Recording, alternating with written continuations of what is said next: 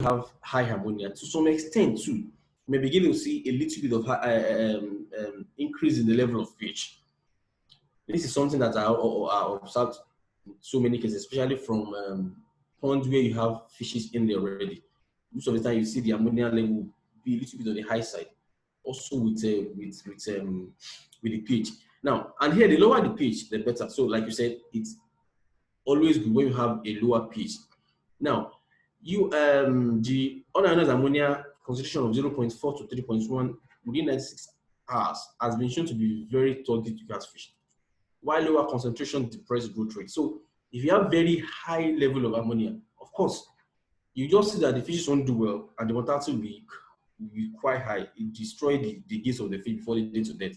And in the terrible cases too, the ammonia can be changed to nitrite then to nitrate, which is can be very toxic to the fishes. I'll get it very soon. You see how some bacteria can further cause a change from ammonia to nitrate, then to nitrate rather, and to nitrate. That's the nitrosomonas and all of that. Now let's move on to the next slide. Up to 25 times the water concentration of unionized ammonia can be found in fish tissue because of high rates of absorption. So the fishes absorb this ammonia in a very fast rate. And the buildup of ammonia is more of a problem in intensive or super intensive culture. So most times it's a very common case in intensive system where you use the same water, where the fish are always in water for a long time. What I mean is that there's no constant exchange of water. So they tend to use the same water. So the feed, the bush material it's kind of still in the same pond. So over time you have buildup of ammonia inside this system. So to prevent ammonia buildup, there need to always avoid overstocking. Very important. As much as possible, the stocking density in earthen pond is really lower compared to what you have in concrete pond. So as much as possible, you should be able to educate your clients on stocking density. That is the key thing. If the stocking density is way too much, definitely the system will collapse. And also avoid overfeeding. If you overfeed feed the animal, definitely you have a buildup of nitrite. We understand that proteins, they end up becoming nitrogen. So before you know it, there'll be a whole lot of ammonia buildup in the system, which will result which later, may later turn to nitrate, which definitely is very toxic to the fishes. I had an experience some times ago. The farmer came in, there were two of them. I think they said they suspected that someone poisoned their fish. I think they have more than 3 ponds, all concrete ponds. So the guys, they also have poultry from somewhere else. I think they had mortalities on the poultry farm. They decided to process the chicken. They processed the chicken. They cut the fishes into small sizes, and decided to give the fishes, because of course they feel like they are not really able to enjoy the chicken, since it's going to be a waste for them anyway. So decided to give to the fishes. Before they gave the fish before they fed the fishes with the chicken, the fishes were apparently healthy, no issues at all. They were fine the previous day. So immediately they saved. The following day when they came back, they saw that over 50% of the fishes died, whereas the other ponds were fine. So they felt someone must have poisoned the fish rather, and so they wanted to take it up. They came around. In fact, I didn't even carry out a single test. From my investigation from the history, I discovered that it was excess ammonia. In fact, when we tested the water, the ammonia level was on the high side, and even the nitrate level. I told them that, see, you actually killed your fishes because you overfed them. And they said, yeah, it's true that when they came the following day, when we were trying to change the water, when we were trying to remove the dead fishes, they saw the remnants of the chickens. I told them, you guys killed your fishes yourself. Nobody poisoned them.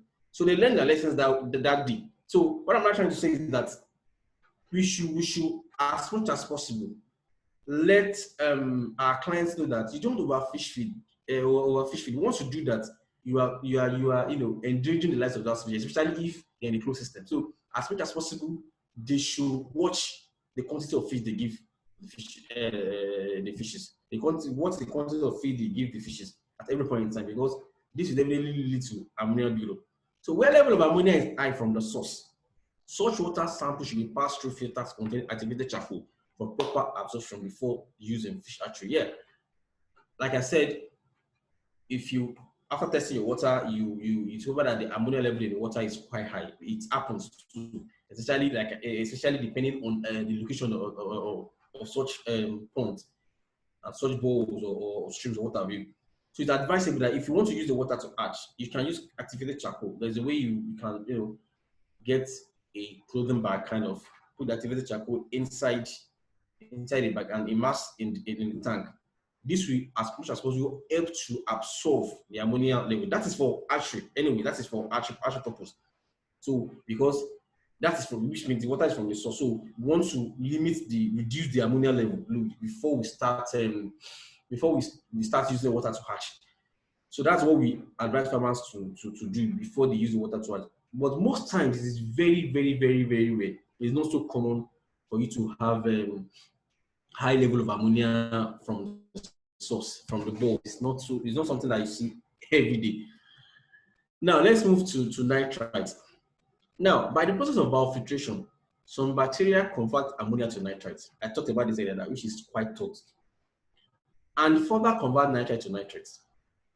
Nitrite poisoning in fish is very lethal, and as the nitrite combines with hemoglobin to form methemoglobin, which cannot take up oxygen. What do I mean? What this means is that the nitrite poison, the nitrite from the water combined with the hemoglobin, that's when you have brown blood. Let me see if I can show you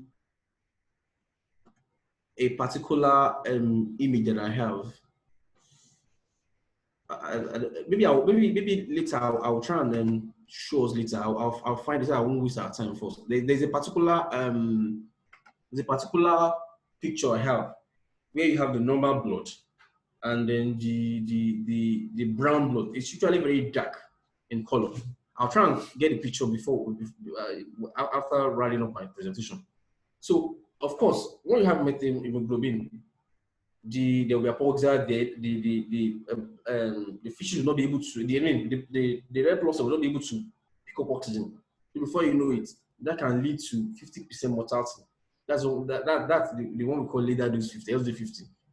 So when usually you expect that the natural level in the water should not exceed maybe around 0.05 ppm. That's a very safe level. But it is that if it is going to as much as 0.2 ppm, you discover that you will have lost at least half of the fishes within a very short time, because of course they won't be able to take up oxygen. So most of the time we always advise farmers, when you have any issues at all, as much as possible, there should be constant water change. Change the water immediately. At least that will give you the first like a first aid, so to say. Because if we are also sure what could have led to the high mortality, but at least for you to salvage the lives of the other fishes on the pond, just keep changing the water. Just change the water completely as much as possible, as fast as you can. Because if the natural level, in fact, this is the one I fear the most. The natural level is it can wipe off the fishes in a very short time. So, like I said, the methemoglobin that is formed as a result of the nitrite, entering the blood system is what you call brown blood disease. It is very, very, very crazy. I've experienced a lot of times, especially in fries. They can lose everything. So these two, of course, like I said, avoid overstocking, avoid overfeeding, because excess ammonia will eventually lead to nitrite poisoning.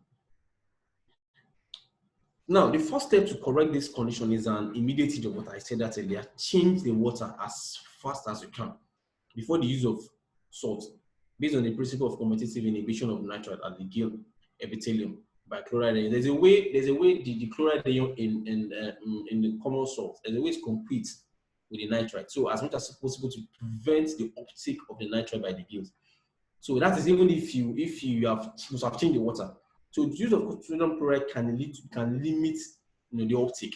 But of course, that will not completely eliminate the nitrite in the water, though. But at least when you observe such, after changing the water, the sodium, the normal common salts can still help to reduce or limit the uptake because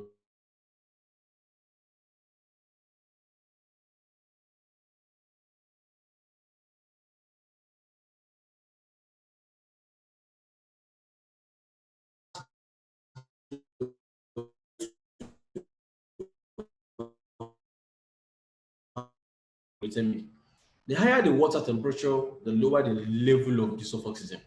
Now, there's a way temperature and then ammonia is the way they affect dissolved oxygen. So if you have very high temperature, of course, the DO will drop, and in a way, definitely affects the activity of the fishes. But the lower the water temperature, the lower the rate of feed consumption and metabolism. And also the temperature too shouldn't be too low. Because if that is too low, of course, it affects their feed consumption and metabolism. Now, turbidity is just the measure of the absorption of light. This is actually very important when during if you have ethane pond, have ponds that if you manage fishes in a very large scale, that's those that have ethane pond. It's just to know how turbid the water is. Does the water contain too much particles so that it will reduce visibility, to reduce light penetration into the water. Now, Secchi disk is used in measuring the turbidity and the measure of transparency. And the measure of transparency is an indicator of the degree of fertilization at the pond. So if the water is too turbid, of course, you know that the way the fertilization will occur in any point will definitely be altered. As much as possible, the turbidity shouldn't be too, it should be low. Now, what let's go to the biological part, that the phytoplankton. All these ones are actually more important in ethane ponds and less important in your concrete pond. Now, phytoplankton, which is vital for oxygen production by photosynthesis.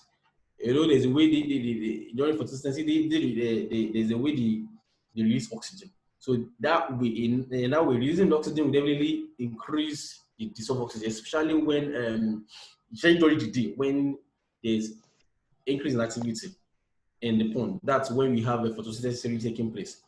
So during peak afternoon when the sunlight is much, you expect that the phytoplankton should increase the rate of photosynthesis and in a way increase oxygen production. So this is very, very important in ethane ponds, like I said earlier. In ethane ponds have their own rules in the system and are measured by different means. However, in intensive and super intensive, that's the circulatory system as well, these have no place as formulated. As formulated fish feeds, pellets are consumed by fish and aeration units are available. So even if the dew is reduced in closed system, you can always aerate the ponds, then you can always give them your normal fish feed. Meanwhile, phytoplankton also, of course, it's also being fed upon by the fishes in the ethane pond. So even if you're not feeding them your normal fish feed, the fish also feed on phytoplankton. So it's also very important that there's an increase in activity of phytoplankton, especially in ethane pond. Now, the biological aspect that is important in super intensive circulatory system are the microbes like fungi and then bacteria. So we ideally we expect that the level of bacteria and fungi in every water should be limited, should be very, very low. Because if the level is very high, of course, the chances of having septicemia will be very, very high.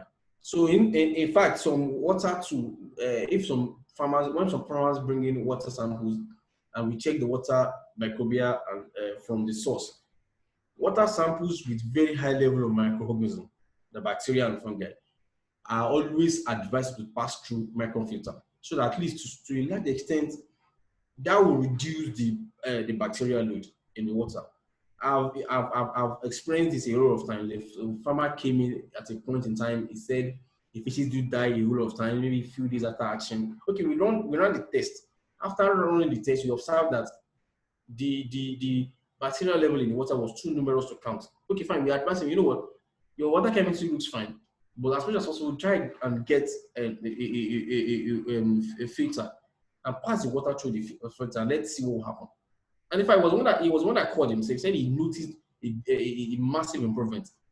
So which means that the water itself was actually contaminated even from the source before even using the water. So these are some of those very key things to watch out for when running your water test.